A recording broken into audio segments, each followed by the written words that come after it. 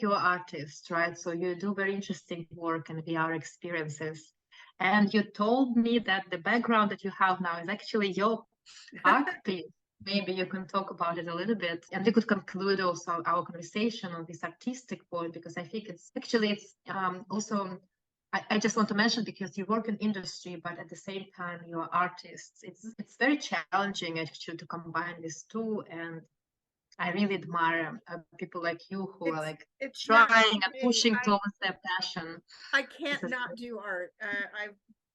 However broke I ever was, however small the place I ever lived, wherever I was I was creating something. I can't not. It's a compulsion and an obsession, and it gets in the way sometimes because I have to spend all the time and money.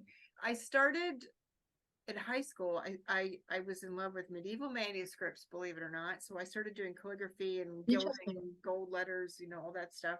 That Mm-hmm. segued into stained glass, of course, because that's related, colors.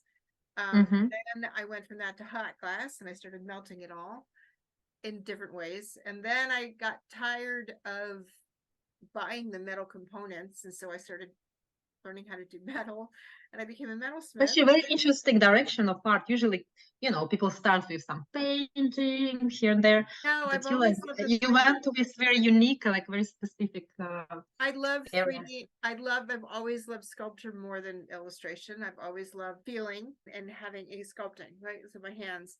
And then since then, it's morphed into ceramics, and which is very messy, and textiles. I do textile dyeing and all that too. I mean, I've done just about everything at this point, but I think there's a lot of transferable skills. Parallel to all of that, I was doing computer graphics. So what's funny is I think I bring a lot of that aesthetic into my art. So there's a lot of gold and glass and gemstones sometimes, but I've always been obsessed with computer graphics, and whatever the computer graphics were at the time, I was making the computer crunch and crash, because that's what I do.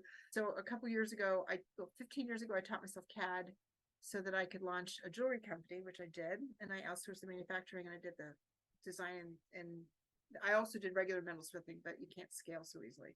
And I wanted to scale. 3D printed the prototypes, outsourced manufacturing as a proper company.